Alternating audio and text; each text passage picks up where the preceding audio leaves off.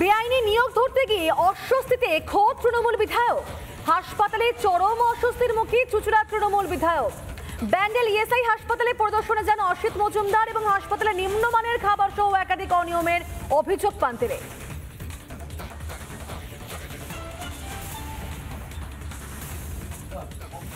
আপনি এখানে তো লোকালে আছেন, আপনি স্যার আমার পলিটিক্যাল পাওয়ার অনেক উঁচুতে আছে। আপনারা দেখতে আছেন স্যার, তখন ম্যাডাম জানেন আমাদের লোকাল কথা গজন চিঠিটা কবে 3-4 বার চিঠি করে মুখ্যমন্ত্রীর কাছে 3-4 বার ভাই একবারই করা হয়েছে।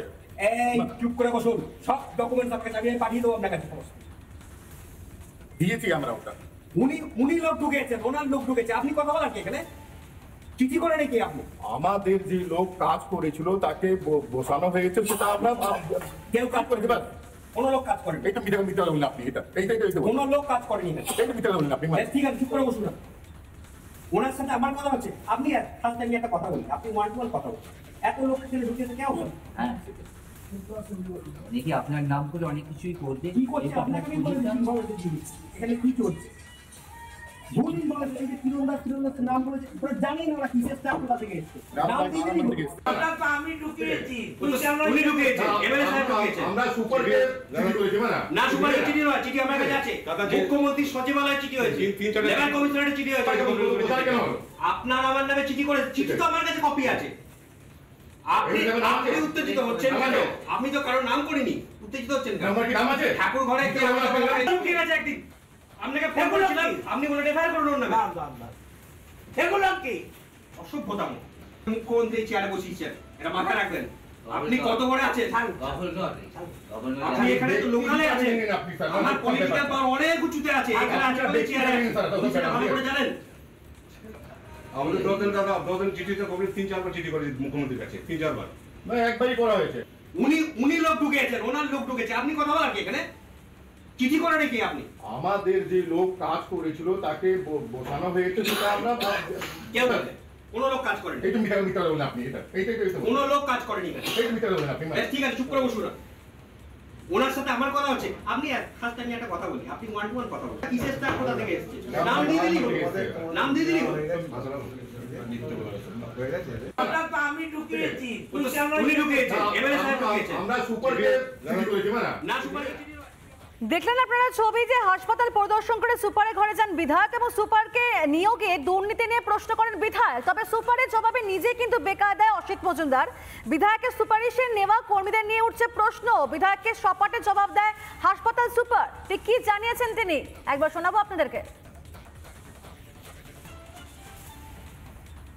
যেটুকু লোক নেওয়া হয় সেটুকু তো আমার কোনো কাজ। এইগুলো পুরোপুরি হচ্ছে যারা নেয় কন্ট্রাক্টর, তাদের সঙ্গে বিভিন্ন যারা লোক আছে, বাইরের আমি নাম করছি না, তারা বসে, তারা এখানে ইনপুট করে। এর মধ্যে আমি ঢুকি। উত্তেজিত হতে হবে, তার কারণ হচ্ছে বিভিন্ন রকম মিস ইনফরমেশন এমএলএ সাহেবকে দিচ্ছে। বাধা তো দেওয়া হয়, বিভিন্ন রকমভাবেই বাধা আসে। আমি এমএলএ সাহেবের কাছ থেকে সবসময় হেল্প পাই। আমি চেষ্টা করছি, আমি তো বসে নেই, আমি সবসময় চেষ্টা করছি, ছোটাছুটি করছি। মাছ যারা দেয় তারা এখানকারই লোক আসে, আমি সেটাকে আটকাতে পারি। আমি পরে সেটা বিধায়কের সঙ্গে কথা বলবো। খাবারের মান নিয়ে আমার এখানে কোনো কমপ্লেন নেই। বেআইনি নিয়োগ ধরতে গিয়ে অস্বস্তিতে পড়লেন খোদ তৃণমূল বিধায়ক। হাসপাতালে চরম অস্বস্তির মুখে চুঁচুড়া তৃণমূল বিধায়ক। আর ঘটনা ধামাচাপা দেওয়ার চেষ্টাও করেছেন বিধায়ক অসিত মজুমদার। ঠিক কি জানিয়েছেন তিনি, শুনবো আমরা। হসপিটাল নিয়েও কিছু নিয়োগ নাকি অন্যভাবে হয়েছে, একটা খবর ছিল, কিন্তু এটা ঠিক নয়।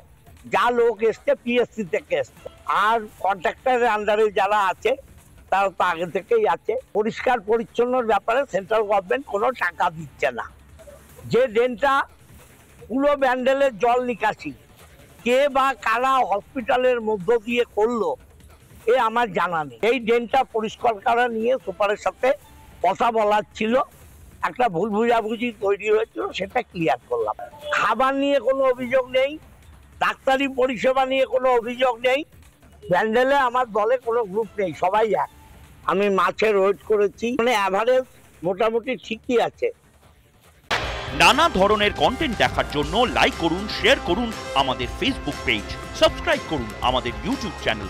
পাশাপাশি অন্যান্য ব্রেকিং নিউজের জন্য অবশ্যই চোখ রাখুন রিপাবলিক বাংলায়।